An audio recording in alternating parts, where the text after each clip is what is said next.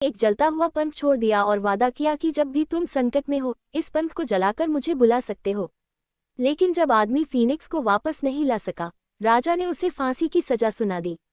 अपनी बेगुनाही साबित करने के लिए उसने फीनिक्स का पंख निकाला, लेकिन वह चमक खो बैठा और एक आम मुर्गी के पंख जैसा बन गया। राजा को लगा कि आदमी उससे मजाक कर रहा है। उसने तुरंत जल्लाद को फांसी देने का हुक्म दिया। तभी पंख अचानक जल उठा और आसमान में एक आग की छाया उभरी। लोगों ने ऊपर देखा, वह फीनिक्स था जिसे संकट का आभास हो गया था। वह शहर के ऊपर आकर खड़ा हुआ और उसकी ज्वाला ने पूरे राज्य को रोशन कर दिया। सबने मान लिया कि आदमी ने फीनिक्स को वश में किया है और उसे नायक माना जाने लगा। राजा ने उसे मजबूरी में उच्च पद दे दिया, लेकिन अंदर ही अंदर वह उससे जलने लगा। राजा ने एक नई चाल चली। उसने आदमी को एक असंभव मिशन पर भेजा, बर्फीली पहाड़ों में सोई हुई हिम राजकुमारी को जगाकर शादी के लिए लाना। इस आदमी का नाम जैक था, एक आम किसान। एक रात एक सफेद घोड़ा उसके खेत की नदी में गिर गया।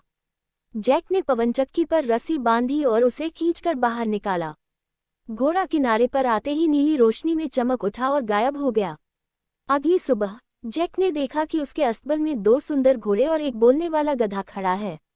वही सफेद घोड़ा जो अब एक जादुई गधा बन चुका था, जैक का एहसान चुकाने आया था। उसने जैक को उसकी पीठ पर बिठाया और रॉकेट जैसी रफ्तार से उड़ चला। लेकिन आधे रास्ते पर उन्हें याद आया कि वो 2 घोड़े तो खेत में ही रह गए हैं। गधे ने गहरी सांस ली, जैक से कान बंद करने को कहा और एक रहस्यमयी मंत्र से दोनों घोड़ों को बुला लिया। जब जैक घोड़ों को लेकर कस्बे पहुंचा, सब लोग उसकी किस्मत पर जलने लगे, खुद राजा भी। राजा ने बिना एक पैसा दिए घोड़े छीन लिए। जैक कुछ कर नहीं पाया, लेकिन गधे ने तुरंत अपनी जादू की आवाज में आदेश दिया और दोनों घोड़े दरवाजे तोड़कर वापस लौट आए। राजा का पीछा करते हुए रथ पलट गया और उसका मुंह कीचड़ में धंस गया। पूरा चेहरा सफेद होकर श्वेत राजकुमारी जैसा लगने लगा। राजा और भी चिढ़ गया, लेकिन सीधा कुछ कर नहीं सकता था, तो उसने जैक को अग्नि फीनिक्स पकड़ने का आदेश दिया।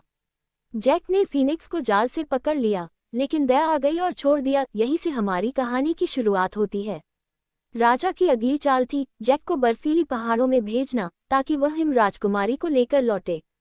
राजा को उम्मीद थी कि जैक रास्ते में ही मर जाएगा, लेकिन गधे की मदद से वे जल्दी ही बर्फीली चोटी पर पहुंच गए।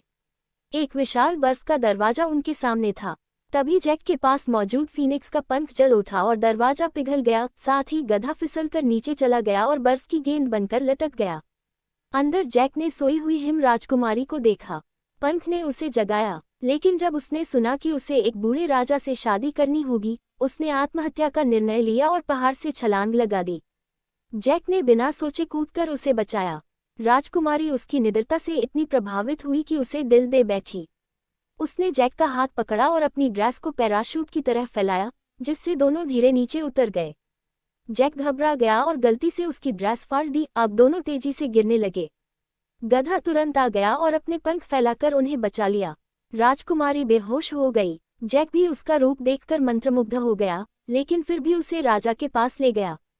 राजा ने राजकुमारी को देखकर शादी की तैयारी शुरू कर दी, लेकिन राजकुमारी ने शर्त रखी, पहले समंदर में छिपी समुद्री नक्षत्र अंगूठी लाकर दो। जैक गधे के साथ समुद्र में निकल पड़ा। अचानक एक विशाल व्हेल नजर आई, जो एक टापू जैसी दिखती थी और लोहे की जंजीरों में जकड़ी थी। जैक को उसकी आंखों से बहते आंसुओं से दया आ गई। एक जोरदार छींक से जैक ने जंजीरें तोड़ दी और व्हेल आजाद हो गई। व्हेल ने एक केकड़े के जरिए जैक को हीरे की अंगूठी भिजवाई, वही अंगूठी जो राजकुमारी ने मांगी थी। लेकिन अब जैक को समझ आया कि वह राजकुमारी से प्यार कर बैठा है। वह अंगूठी राजा को नहीं देना चाहता था।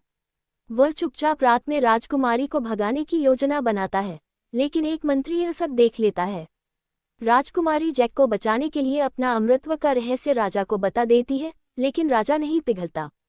अगले दिन राजा 3 लोहे की देगचियों में उसे डालकर मारने की तैयारी करता है। पहली में उबलता पानी, दूसरी में जमाने वाला बर्फीला पानी, तीसरी में जहरीला तरल। जैक समझ गया कि यह उसकी आखिरी घड़ी है, लेकिन कूदने से पहले वह राजकुमारी से अपने प्यार का इजहार कर देता है।